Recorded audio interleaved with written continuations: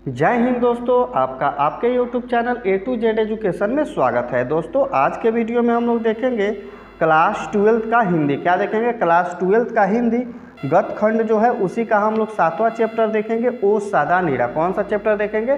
7वां chapter देखेंगे, ओ सादा नीरा। इस चैप्टर से जितने भी ऑब्जेक्टिव प्रश्न बनेंगे हम सारे के सारे इस वीडियो में देखेंगे। अगर वीडियो पसंद आए तो आप चैनल को सब्सक्राइब जरूर कीजिएगा। तो चलिए वीडियो को शुरू करते हैं। पहला प्रश्न हम लोग देखते हैं। पहला प्रश्न दोस्तों आपके साथ सामने ये रहा, बहुजन संप्रेषण के माध्यम पुस्तक किसने लिखी?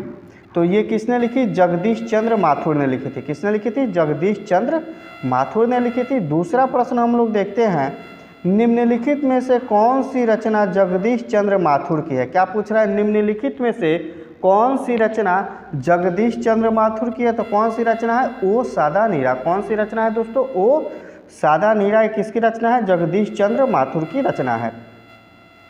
तीसरा प्रश्न है, ओ सादा नीरा शीर्षक पाठ किस विद्या के अंतर्गत आता है? तो ये दोस्तों निबंध के अंतर्गत आता है। किसके अंतर्गत आता है? निबंध के अंतर्गत आता है। चौथा प्रश्न देखते हैं। चौथा प्रश्न है, जगदीश चंद्र माथुर मूलतः क्या थे? तो ये मूलतः दोस्तों नाटककार थे। क्या थे? नाटककार थे ये। पांचवा प्रश्न हम लोग देखते हैं, ओ सादा नीरा निबंध बिहार के किस क्षेत्र की संस्कृति पर लिखी गई? तो ये चंपारण की संस्कृति पर लिखी गई। किस संस्कृति पर, किसकी संस्कृति पर लिखी गई? तो ये चंपारण की संस्कृति पर लिखी गई थी। अगला प्रश्न देखते हैं 6 नंबर, चंपारण क्षेत्र में बाढ़ का मुख्य कारण क्या है? तो इसमें जो है चंपारण क्षेत्र में बाढ़ का मुख्य कारण क्या है? जंगलों का कटना। किसका कारण है? जंगलों का कटना मुख्य कारण माना जाता है। अगला प्रश्न हम लोग देखते हैं दोस्तों, 7वां प्रश्न देखते हैं। 7वां प्रश्न कह रहा है, माथुर जी किस राज्य के शिक्षा सचिव नियुक्त किए गए हुए? क्या पूछ रहा है? माथुर जी किस राज्य के शिक्षा सचिव नियुक्त हुए? तो ये मध्य प्रदेश के शिक्षा सचिव नियुक्त हुए थे। आगे हम लोग देखते हैं 8 नंबर प्रश्न, 12वीं सदी के लगभग 300 वर्ष तक किस वंश का शासन था? तो ये किसका शासन था? कर्नाट वंश का शासन था। आगे हम लोग देखते हैं 9 नंबर प्रश्न को, अंग्रेज ठेकेदारों ने किस चीज़ की खेती का विस्तार किया? तो ये तो सब कोई जानता है, इन्होंने नील की खेती का विस्तार किया। किसका विस्तार किया? नील की खेती का विस्तार किया। तो अगला प्रश्न देखते हैं हम लोग 10 नंबर प्रश्न, राजा हरि सिंह देव को गियासुद्दीन तुगलक का सामना कब करना पड़ा था? तो इनको ये करना पड़ा था 1325 ईस्वी में। कब करना पड़ा था? 1325 ईस्वी में इनका सामना करना पड़ा था। आगे देखते हैं 11 नंबर प्रश्न कह रहा है दोस्तों, धांगड़ों को नील की खेती के लिए सिलसिले में कब लाया गया? तो इन्हें लाया गया था दोस्तों 18वीं शताब्दी के अंत में। कब लाया गया था? 18वीं शताब्दी के अंत में। प्रश्न पूछते हैं धांगड़ क्या है? तो धांगड़ दोस्तों एक जाति होती है। आगे हम लोग देखते हैं 12 नंबर प्रश्न कह रहा है, पुंडलिक जी कौन थे? तो पुंडलिक जी दोस्तों एक शिक्षक थे। पुंडलिक जी कौन थे दोस्तों? एक शिक्षक थे। 13 नंबर प्रश्न को देखते हैं। 13 नंबर प्रश्न कह रहा है, चला निम्नलिखित में से कौन सा नाटक जगदीश चंद्र माथुर रचित है? यानी कि जगदीश चंद्र माथुर द्वारा रचित निम्नलिखित जौन है ना है सब ऑप्शनवा में से इनमें से कौन सा नाटक जो है उनके द्वारा रचल है? तो उनके द्वारा कोणार्क जो है ये जगदीश चंद्र माथुर जी के द्वारा रचा हुआ नाटक है।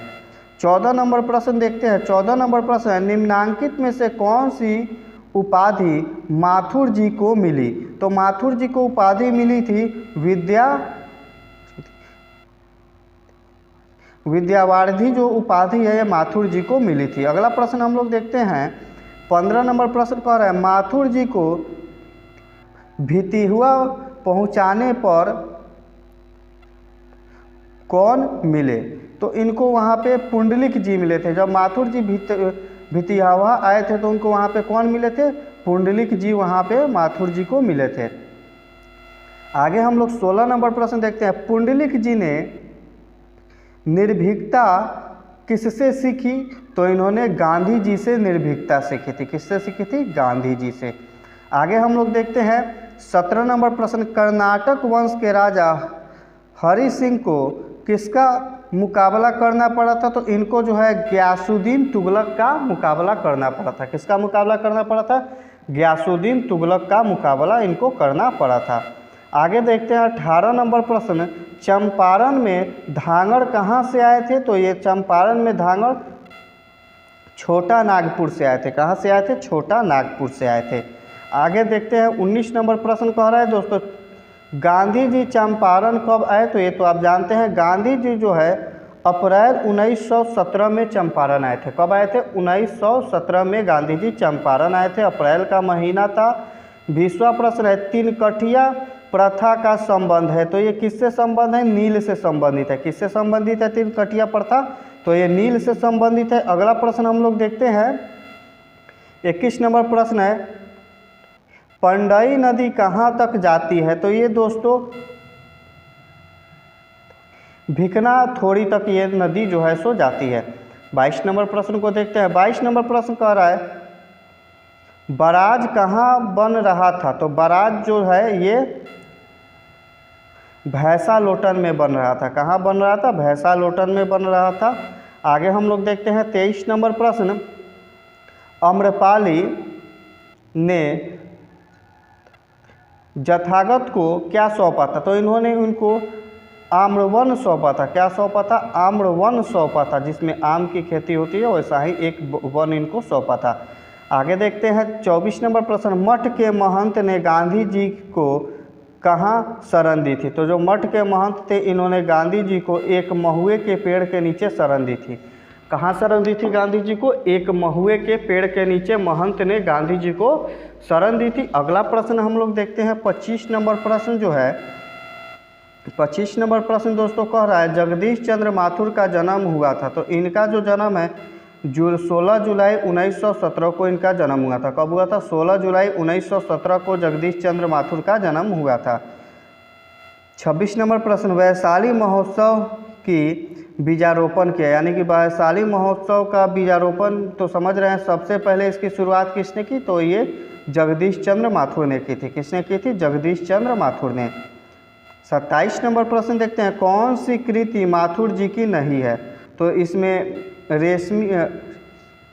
रेशमी टाई ये माथुर जी की कृति नहीं है। 28 नंबर प्रश्न देखते हैं, कौन सी कृति माथुर जी की है? तो आप जानते हैं भोर का तारा जो है ये माथुर जी की कृति है। 29 नंबर प्रश्न को देखते हैं। 29 नंबर प्रश्न कह रहा है, बोलते क्षण किस साहित्यिक विद्या की कृति है? तो ये जो है निबंध कृति है। कौन सी कृति है? निबंध की कृति है। 30वां प्रश्न देखते हैं, ओ सदानीरा किसको निर्मित मानकर लिखी गई? तो ये गंडक को निर्मित मान के लिखी गई है। किसको मान के लिखी गई है? गंडक को निर्मित मानकर लिखी गई है। 31 नंबर प्रश्न है, थारन शब्द किस शब्द के विकसित है? तो थारन जो है ये थार का विकसित शब्द है। किसका है? थार का विकसित शब्द थारन है। आगे हम लोग देखते हैं 22 नंबर प्रश्न को। 22 नंबर प्रश्न है, बिहार के सुप्रसिद्ध सांस्कृतिक उत्सव वैशाली महोत्सव का बीजारोपण किसने किया था? तो आप थोड़ी देर पहले देखे थे, किसने किया था? जगदीश चंद्र माथुर ने किया था। किसने किया था? जगदीश चंद्र माथुर ने। 33 नंबर प्रश्न, ओ मेरे सपने क्या है? ओ मेरे सपने क्या है? तो ये नाटक है। क्या है दोस्तों? ये नाटक है। 34 नंबर प्रश्न देखते हैं, गौतम बुद्ध का आविर्भाव कब हुआ था? तो इनका जो आविर्भाव है 2500 वर्ष पहले हुआ था। कब हुआ था? 2500 वर्ष पहले हुआ था। 35 नंबर प्रश्न, राजा हरि सिंह देव को किसका मुकाबला करना पड़ा था? तो इनको जो है गियासुद्दीन तुगलक का मुकाबला करना पड़ा था। 36 नंबर प्रश्न देखते हैं दोस्तों। 36 नंबर प्रश्न कह रहा है, ओ सदानीरा के लेखक कौन है? तो ये तो आप जानते हैं, ओ सदानीरा किसने लिखी है? जगदीश चंद्र माथुर ने लिखी है। किसने लिखी है? जगदीश चंद्र माथुर ने लिखी है। अगला प्रश्न देखते हैं, कोणार्क के नाटककार कौन है? तो कोणार्क के नाटककार कौन है? जगदीश चंद्र माथुर है। अगला प्रश्न हम लोग देखते हैं, वीडियो का आखिरी प्रश्न है दोस्तों। वीडियो पसंद आई हो तो आप अपने YouTube channel A to Z education को सब्सक्राइब करें, साथ में लगे बेल आइकन को भी दबा दें ताकि आपको इसी प्रकार से वीडियो का नोटिफिकेशन मिलते रहे। तो क्या प्रश्न कह रहा है दोस्तों? प्रश्न कह रहा है 10 तस्वीर के रचनाकार हैं। तो इनके रचनाकार कौन है? जगदीश चंद्र माथुर जी हैं। दोस्तों मिलते हैं इसी प्रकार से किसी और भी वीडियो में, ताकि आपको आपके एग्ज़ाम का तैयारी बेहतर तरीके से हो सके। धन्यवाद।